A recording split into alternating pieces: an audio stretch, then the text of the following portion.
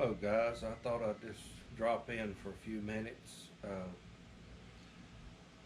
put a video up, the other day about having some deer trouble, and I tried to make some on my phone. It didn't really work out. I didn't have my camera with me, but we found out what our problem was. It ain't all deer. Deer is a problem, but nowhere near as bad as I originally thought. We're having groundhog trouble. So if any of you ever have this, I would certainly like to see in the comments below. Now we're here in central North Carolina, and as far as I know, this is the first time I have ever known us to have that problem here. I do know we've had issues with muskrats, things like that getting in ponds and causing all kinds of trouble. Beavers. But this is the first time I believe I've ever heard tell of having any trouble with groundhogs. But I hope we took care of that problem. So I just hope there's no more. So that's the only thing I'm worried about. But so far my deer have stayed away. And I've been meaning to share this. I know JT West, he's mentioned wanting some suggestions. Uh, we've tried other things other than the 7 dust. Let me say something about the 7 dust. I don't like to use it, just for what it is. But when you have to, you have to. But I will not put 7 dust on any plant that's setting fruit, because you can't get that taste out of it. But there's another remedy. I think I've heard, it might have been Danny with Deep South Homestead. I can't remember. Somebody mentioned this recently. You use Dawn dish detergent. The recipe that I was told years ago, I think it's a cup of cooking oil, 3 tablespoons of Dawn dish detergent to a gallon, and 1/2 of water. Put that in a pump up sprayer and spray that over your plants. Now that don't help for deer, but it's good for Japanese beetles and other things, for that. But it's not going to hurt you. I mean, it's it's cooking oil, and it's what you wash your dishes with. So, and I do know that that works for Japanese beetles, but not for deer. At least I don't think so. But the deer, on the other hand, we've used the liquid fence, which does work to some degree if you can get past the smell. And mothballs. I've spread mothballs out in my field this year, and I mean I've put them out, and I'm wondering if that don't have something to do with it. And Irish Spring soap works real good. Um, I just hang it on a wire. I've got it hanging up out in the field, and you can smell it. I mean, believe me, when that sun hits it, you think somebody's taking a shower. So it works real good. So that's some of the things I use to deter deer. Groundhogs, on the other hand, lead is your best remedy for that. Or unless you want to do a live trap and turn him loose somewhere else. But it is what it is there. But I just thought I'd share that. And only thing is, he has worked on my beans. Everything else is looking good. I just would love to see a little progress in the growth. We're a little behind some of you guys from the deep south.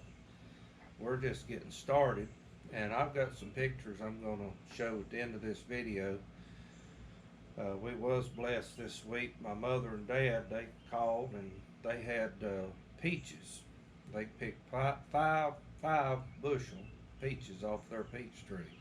So I'm looking forward to working those up. I may show that on video, I don't know. I hadn't made up my mind what I'm going to do with them yet.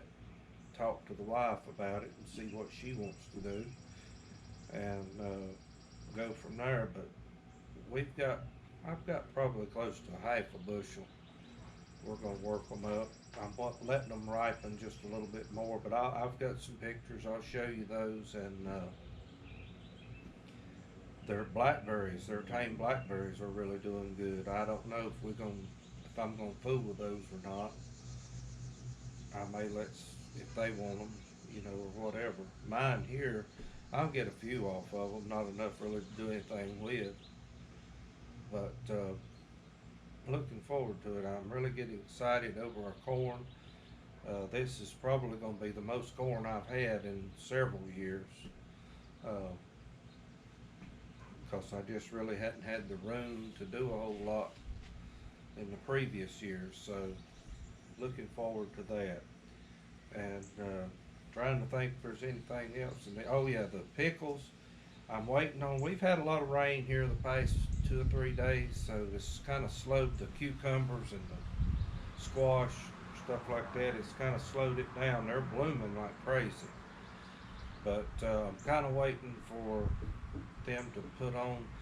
Here we like the pickles. We like them about the size of my finger, and I want to be able to pick enough to at least do one jar, if not maybe two.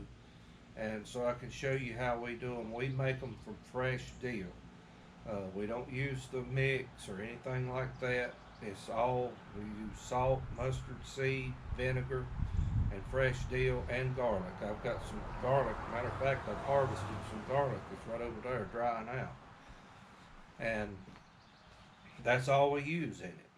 And so I'm looking forward to doing that video. Uh, if I'm not mistaken, I think that recipe came from the old Kerr, Kerr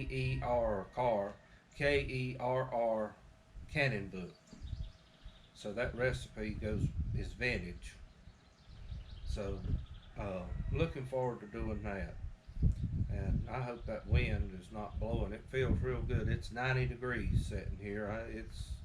I've worked in the garden this morning. I pulled Johnson grass out of my sweet potatoes and got those worked out. Now I'm just resting, and it's 90 degrees on the north side of my house, so I don't know what it is behind me here. So it's pretty warm, but that breeze feels real good. We have a tropical system off our coast here, and it's creating the wind's coming kind of out of the northeast, and a lot of people don't understand there's a Bible term there. The Bible says the north wind drives away rain, and it's very seldom we get any rain from that direction. That's not saying that it couldn't happen, but I think our rain's probably dwindling down. And I would like to see it do that, because I would like to get in and cultivate my peas again. They are looking so good. If we can just get them, keep the deer out of them. And somebody might help me here. There's certain stages in plants that I know deer will not touch them. And I know when they're young, that's when the deer really love them. And so I'm trying to learn this, to learn to work with them. And if somebody could give me some insight on that, because I know they're just like us, they're hungry, they need to eat. I have to say, I have to agree with some people, though. I think our government's had a lot to do with being so populated, controlling when you can hunt them, when you can't. You know, that's beside the point.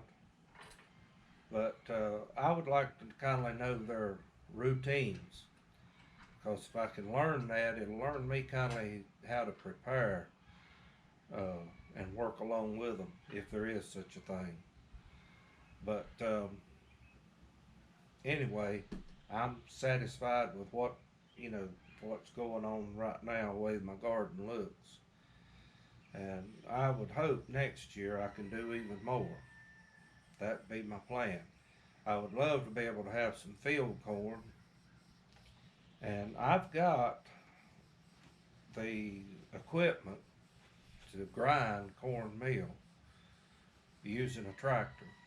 You run your belt to it. And I'd love to be able to set that up someday. It's not going to be anytime soon. But I would love to be able to get that thing out and go through it and get it in working order. It's an old feed mill, not a feed mill, but a rock mill that my wife's grandfather had, and it is heavy. I forget the name of it, but it has the sifter on it to sift your grits, separate those from your cornmeal, and it just needs some going through, getting everything in working order again. That'd be something good to do a video on if I could get that in the works. But anyway, I've rambled on enough, but I thought I'd put that out. It is groundhogs that got into it, so give y'all something new that I've had to deal with. That I've never had to deal with before. But anyway, I'm gonna close this out, and I hope y'all enjoy the photographs that I put up. And y'all have a great day. Thanks for watching, and don't forget to like and subscribe.